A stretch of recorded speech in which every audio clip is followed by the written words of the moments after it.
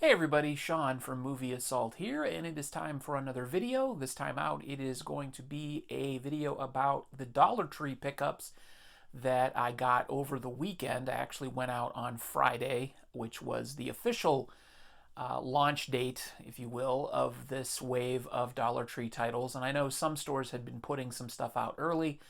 I hit up 4 stores, 2 of which had really good selections, and that's where I got all of this stuff was from 2 stores. One store was pretty picked over already, or either that or they just didn't get a lot of stuff out. So it was a lot of duplicates that I had found from the first 2 stores, plus just stuff that I just wasn't interested in. And then the fourth, which is usually a good store, I usually find a lot of movies there. They didn't have anything out new. They just had the leftovers from previous waves, which was down to about 17 copies of Assassin's Creed Lineage for some reason. So I'm going to show you what I picked up from the 2 stores that I did get stuff from. I'll try and keep this short and sweet. So from the first store, which is the one that's closest to my house, and they're always good, so I can always depend on them. I picked this up. This is a Korean disaster film. It looks like it's called Tidal Wave. I don't know anything about this. I haven't heard anything about this, and I haven't seen anybody else show this. But I have hardly done extensive research into other people's Dollar Tree pickups so far. But this says it is a film by J.K. Yoon. There is no escape from nature's wrath. There's a blurb on the front that says it's a disaster film that is grand in scale, from the San Francisco Chronicle. And this just talks about a deep sea earthquake occurs, creating a tidal wave that is headed straight for Haeundae, a popular vacation spot on the south coast of Korea, which draws visitors from all over the world. So that looks interesting. It's got a lot of special features on it: deleted scenes, gag reel, the project, the making of Tidal Wave, characters, production design, musical score, sound mixing part 1, sound mixing part 2, foreign marketing, CG special effects, and cinematography. So basically broken down on how they made it. So for $1, why not? Next up is it seems that it's almost an unwritten rule that if you have a Dollar Tree wave, you have to have a Nicolas Cage film. This time out, this has been out in previous waves. I just picked it up this time because it's the first time I found it with a slipcover, and it is the Humanity Bureau. I literally didn't even look to see what this is about, but it says that it's set in the near future where climate change has wreaked havoc in parts of the American Midwest. A government agency called the Humanity Bureau exiles members of society deemed unproductive and banishes them to a colony known as New Eden. I've heard sort of mixed reviews on this. Some people saying that the idea is cool, but the movie stinks. For $1, I'm not going to pass it up. And it's got Nicolas Cage, so it's guaranteed to be entertaining, either on purpose or not. This is another film that I know was out in previous waves, but I never saw it. And this is the only copy I saw on Friday, and it is called Astronaut with Richard Dreyfuss. It's a Blu-ray DVD combo from Echo Bridge. It says one man, one dream, one ticket. And Richard Dreyfuss plays a retired civil engineer named Angus Stewart, who has been recently widowed and is suffering from a heart condition. His family decides to move him to a retirement community against his will, but Angus still has one dream left, which is to go to space. So billionaire tech entrepreneur Marcus, who is played by Colm Feore, is holding a lottery for the privilege of going on the first commercial space flight. Angus is too old and too ill, but he lies on his application. When he is chosen as one of the final 12 contestants, his family must help him get chosen by the public as the winner so Angus can achieve his biggest dream. So it's basically about an old guy lying to go to space. Who can pass that up? But I like Richard Dreyfuss. That should be pretty entertaining. That's all for the Blu-rays for the first store. The rest are DVDs. This one I picked up out of curiosity. This is a remake of Jacob's Ladder. I don't know anything about this. I don't recognize any of the cast. It's Michael Ealy, Jesse Williams, Jesse Williams, Nikki Bahari, A New Kind of Nightmare. It looks like it changes the basic plot of the original film, which was written by Bruce Joel Rubin. This new one was written by Jeff Bueller and Sarah Thorpe, and this is directed by David Rosenthal. This is a vertical release, rated R. It says a reimagining of the cult classic thriller. I don't know that there was anything that needed reimagining. Maybe being that it's about a Vietnam vet needed updating. This relocates it and or not relocates it, but updates it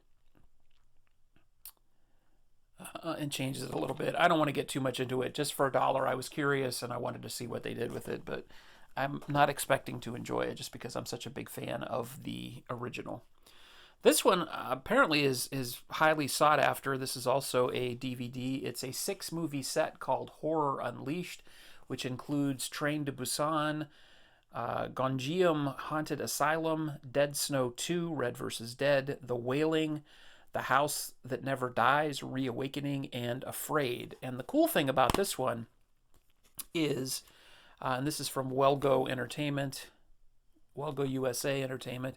The cool thing about this one, I'm not going to take them all out, but each movie comes on its own disc, which I kind of figured when I picked it up because this is pretty heavy.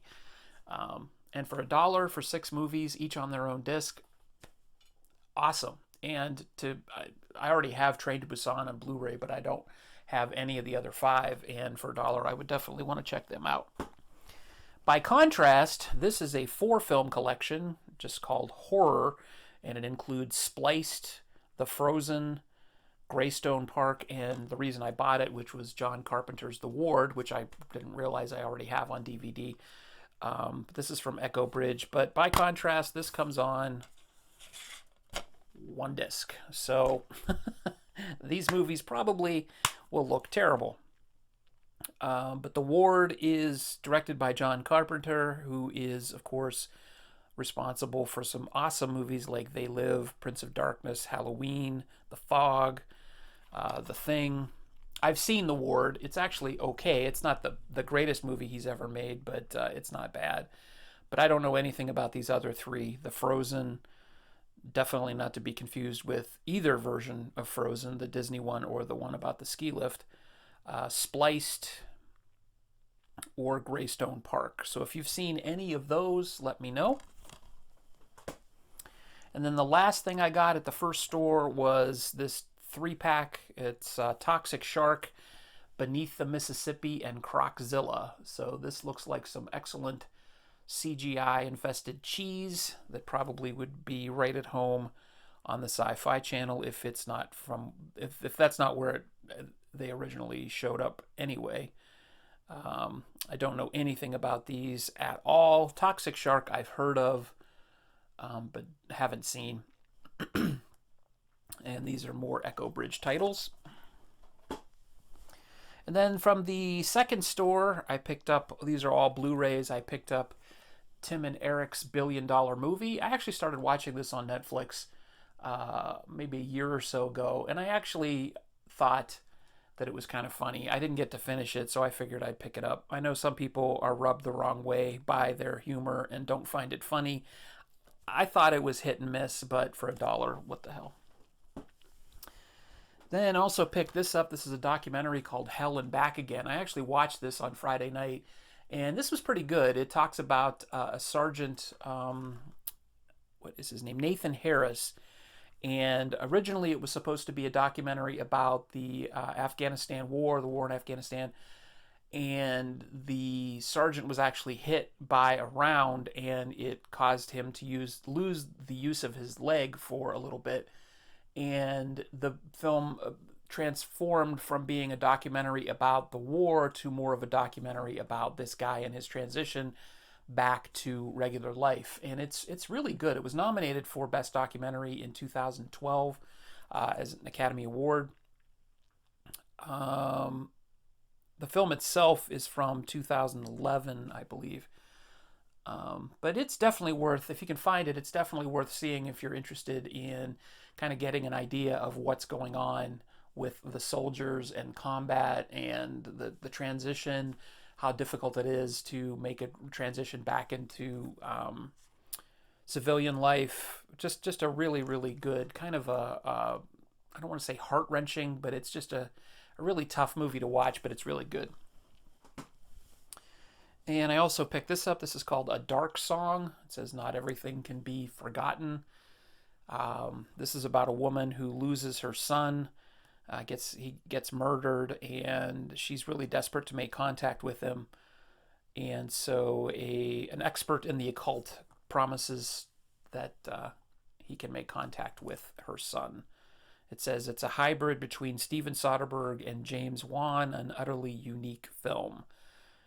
Outstanding. It's a region-free disc, so if you're interested, if you find a copy, then this one looks like it's from Canada. It's a Raven banner releasing, and their website is from Canada. So,